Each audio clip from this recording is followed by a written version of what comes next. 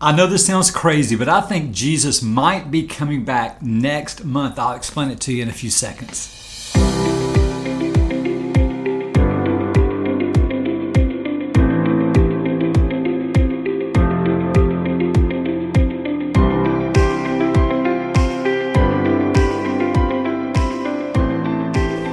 I know, no one knows the day or the hour that Jesus is coming back for his church, but I'm pretty convinced it could be next month, September.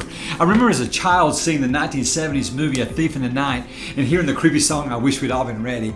Every time I couldn't find my mom and my dad, I just knew that Jesus came back like a thief in the night, and I missed it because no one will know the day or the hour, which is actually found in Matthew 24:36. But can we know the month? As Christians, can we know the year?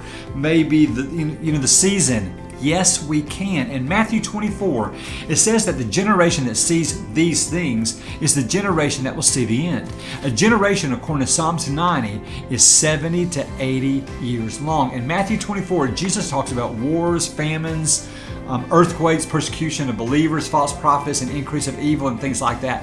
However, every generation could say that that was probably their generation, but there's one thing that has to take place before Jesus returns, which actually happened in 1948. Israel has to be a nation. It's been 77 years since that happened in 1948, so things are definitely wrapping up. But what about next month? In Leviticus 23, there are 7 Jewish holidays that God instructs the Jews to celebrate.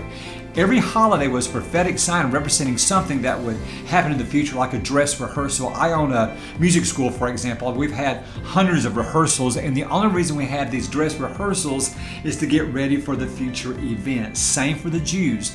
God gave them holidays to celebrate, which was a foreshadow of something to come. Here's the 7 holidays: Passover, unleavened bread, first fruits, Feast of Weeks, Feast of Trumpets, Day of Atonement, and the Feast of Tabernacles.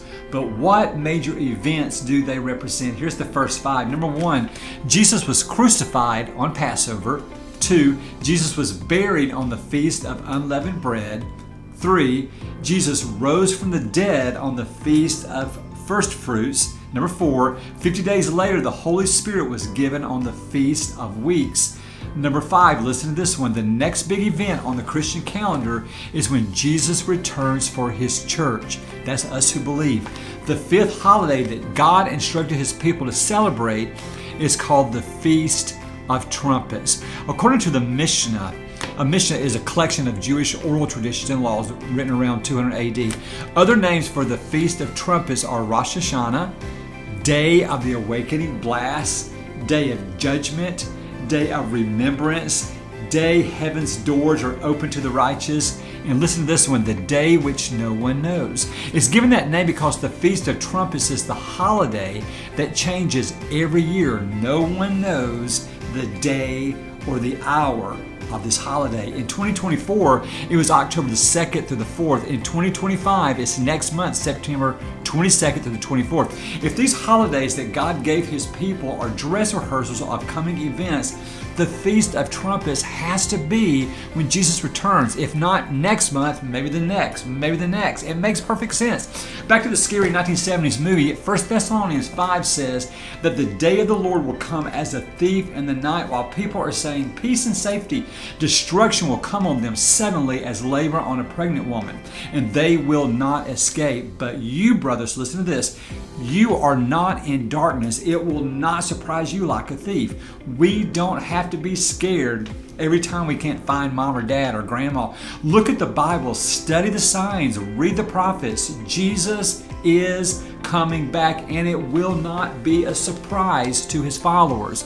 It may or not be next month. It may be tomorrow. It may be today. It may be as you're watching this video, but it will happen. It's in the Bible, and the Bible's always right. I'll see you guys next time.